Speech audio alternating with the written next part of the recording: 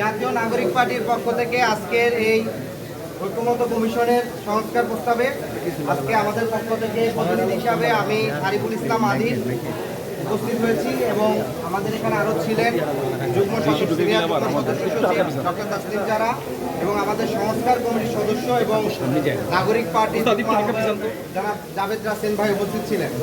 আমরা আজকের ঐক্যমত্য কমিশনের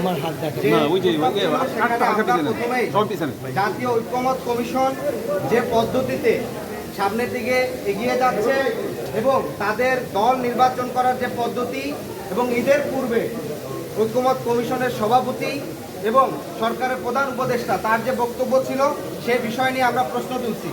আমরা সুস্পষ্টভাবে বলছি যে সংস্কার কমিশনগুলো যে করা হয়েছে তারা এর পূর্বে বলেছিলেন জাতীয়ভাবে যে জুলাই সনদ তৈরি হবে সেই জুলাই সনদটা কোন পদ্ধতিতে অর্থাৎ সংস্কার প্রস্তাবনা কোন পদ্ধতিতে বাস্তবায়ন হবে সেটা নিয়ে তারা 6টা প্রস্তাবনা দিয়েছেন।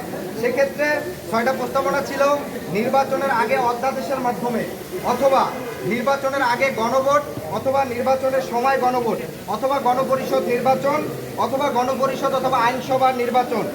আরেকটা প্রস্তাব ছিল নির্বাচনের পরে সংসদে সাংবিধানিক সংস্কার। আমরা সেখানে স্পষ্ট করে দেখেছি ঈদের পূর্বে প্রধান উপদেষ্টা যখন বক্তব্য দিয়েছেন তিনি ঐক্যমত্য কমিশনের সভাপতি হিসাবে যখন বলেন যে রাজনৈতিক দলগুলোর কাছ থেকে আপনারা ওয়াদা নেবেন যাতে পরের সংসদে তারা এই তাদের ওয়াদাগুলো বাস্তবায়ন করে এবং তিনি একই সাথে নির্বাচনের যে ডেট ঘোষণা করেছিলেন। ফলে জাতীয় ঐক্যমত্য কমিশনের সভাপতি হিসাবে তাদের প্রস্তাবিত 6টা প্রস্তাবের মধ্যে প্রধান উপদেষ্টা এবং ঐক্যমত্য কমিশনের সভাপতি হিসাবে তিনি যখন একটি প্রস্তাবের দিকে হেলে যান এবং যেই প্রস্তাবটি দিয়েছে জাতীয়তাবাদী দল বিএনপি, ফলশ্রুতিতে আমরা মনে করি জাতীয় ঐক্যমত্য কমিশন এখন যেই পদ্ধতিতে আগাচ্ছে তারা নির্বাচনে এবং এই ঐক্যমত্য কমিশনে কোন কোন বিষয়গুলো থাকবে সেই বিষয়ে তাদের কিছুটা প্রশ্ন, তাদের অবস্থান প্রশ্নবিদ্ধ হয় এবং বিএনপির যে প্রস্তাব করছে যে পরের সংসদে গিয়ে রেটিফাই হবে এই প্রস্তাবনাগুলা, সেই দিকেই প্রধান উপদেষ্টার বক্তব্য কিছুটা একদিকে হেলে যায়। দ্বিতীয়ত বিষয় হচ্ছে ঐক্যমত্য কমিশনে যে রাজনৈতিক দলগুলোকে ডাকা হচ্ছে, এখানে প্রায় 24 থেকে 28টি দল ডাকা হচ্ছে। কি পদ্ধতিতে ডাকা হচ্ছে অর্থাৎ কাদের কতটি সাংগঠনিক কমিটি আছে কিংবা নিবন্ধন আছে কি আছে না, মানে কোন পদ্ধতিতে ডাকা হচ্ছে সে বিষয়গুলো কিন্তু আমরা সুস্পষ্ট না। ফলশ্রুতিতে আমরা বলেছি জাতীয় ঐক্যমত্য কমিশনকে কাদেরকে এখানে ডাকা হচ্ছে সেখানে কি দল বেঁধে কোনো একটা দলের সুপারিশে ডাকা হচ্ছে কিনা সে বিষয়টি সুস্পষ্ট। কারণ আমরা দেখি যে ঐক্যমত্য কমিশনের অনেকগুলো দল তাদের আসলে অনেক সময় দেখে যে সুস্পষ্ট মতামত থাকে না, শুধুমাত্র একটি দলের বক্তব্যের প্রতি তাদের হ্যাঁ না বলা থাকে এবং যখনই বিপরীত কোনো মন্তব্য কিংবা বক্তব্য আসে তখন দেখেছে সেখানে একটা হট্টগোল করার চেষ্টা করা হয়, যেটা আপনারা দেখেছেন এখানে সংবাদ সম্মেলন করার সময় সিরিয়ালে দাঁড়ানো থেকে আইসা পিছন থেকে আগে বক্তব্য দিয়ে বলার। ফলশ্রুতিতে আমরা বলেছি জাতীয় ঐক্যমত্য কমিশন কোন পদ্ধতিতে এই দলগুলোকে নির্বাচন করছেন সেটা সুস্পষ্ট করতে হবে।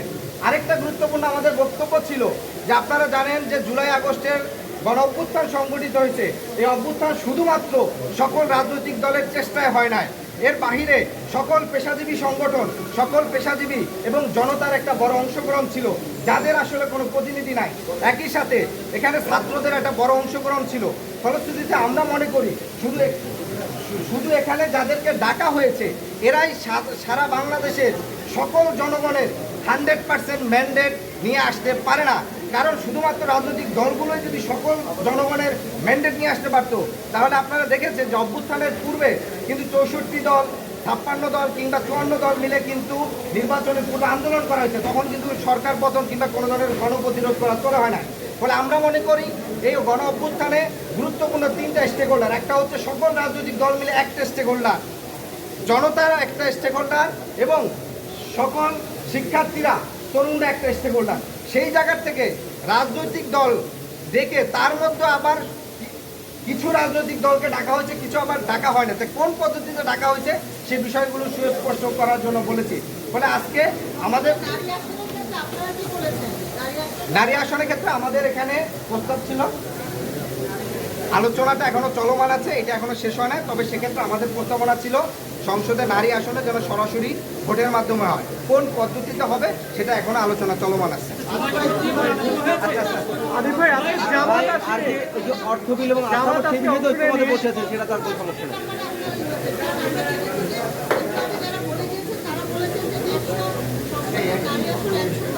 এত লম্বা করা না, আমরা বলেছি যে সংসদে আসনের ক্ষেত্রে সংসদ কমিশনের যে প্রস্তাব যে 100 নারী আসনে, সেটার প্রতি আমাদের পূর্ণ সমর্থন আছে, কিন্তু পদ্ধতিগতভাবে কি হবে সেটা নিয়ে আমাদের বক্তব্য এখনো আমরা তুলি না। এটা এখনো আলোচনা চলছে, এর মধ্যে বিরোধী আর কি আছে। কমিশনের এতদিন পর কেন আপনারা ঐক্যমত্য কমিশনকে প্রশ্নবিদ্ধ করছেন যে কি পদ্ধতিতে রাজনৈতিক দলগুলোকে ডাকা হয়েছে? এটা দ্বিতীয় পর্যায়ের দ্বিতীয় দিনের আলোচনা, এতদিন কেন আপনারা এই আলোচনাটা করেননি? আপনারা কি মনে করছেন কোন বৃহত্তম রাজনৈতিক দল এই রাজনৈতিক দলের তালিকাটা দিয়েছে? না, আমরা এখানে বক্তব্যে স্পষ্ট করে বলেছি যে এর পূর্বে জাতীয় ঐক্যমত্য কমিশনের বক্তব্য ছিল যে আগে আমরা রাজনৈতিক দলগুলোর সাথে আলোচনা করে কোন কোন পদ্ধতিগুলো, মানে কোন কোন মৌলিক সংস্কারগুলো জুলাই সনদের মাধ্যমে ঠিক করা হবে সেটা আলোচনা চলবে, এবং পরবর্তীতে এই জুলাই সনদের যে বিষয়গুলো এটাকে কিভাবে হচ্ছে সুরক্ষিত করা হবে সেটা নিয়ে 6টা পদ্ধতি তাদের ছিল। কিন্তু গত 15 দিনে জাতীয় ঐক্যমত্য কমিশনের সভাপতির জায়গা থেকে তিনি যে বক্তব্য দিয়েছেন, সেই বক্তব্যের জায়গা থেকে আমরা মনে হচ্ছে শুধুমাত্র একটি দল ওই 6টির মধ্যে যেই প্রস্তাবটি দিয়েছেন, অর্থাৎ এখানে অনেকগুলো দল বলেছেন নির্বাচনের পূর্বে গণভোট হয়ে এটা হচ্ছে সলিউশন হয়ে যাবে। কারণ এখানে মনে করেন মৌলিক সংস্কারের বেশ কিছু বিষয় হয়তো একটি দল চায়, বাকি 15টি দল চায় না। আবার একটি দল চায় যে দলের জনসমর্থন অনেক বেশি, অনেক দলের জনসমর্থন কম। তাহলে এখানের মূল যে সংস্কার সেটা কোন পদ্ধতিতে হবে? যৌক্তিকতার ভিত্তিতে, নাকি সংখ্যাধিক্যের ভিত্তিতে, নাকি হচ্ছে এখানের যেই বিষয়গুলো সবাই ঐক্যমত হবে সেটা? তাহলে দেখা গেছে যে সকল দল মিলেও সকলের ম্যান্ডেট আসছে না। সে কারণে আমাদের প্রস্তাব ছিল গণপরিষদ। অনেকগুলো দল গণভোটের কথা বলছেন।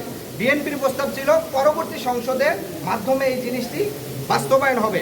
ফলশ্রুতিতে ঈদের পূর্বে প্রধান উপদেষ্টা তিনি ঐক্যমত্য কমিশনের সভাপতি হিসাবে যখন বলে ফেলেন যে আপনারা পরবর্তী সংসদে যারা আসবে তাদের কাছ থেকে ওয়াদা নেবেন, তার মানে তিনি গণভোট নাকচ করে দেন। এবং আমরা দেখেছি প্রধান উপদেষ্টার যে বিদেশ সফর করছেন, সে সফরেও তিনি হচ্ছে গণভোটের বিষয় বলছেন যে গণভোট বিষয় জনগণ জানে না।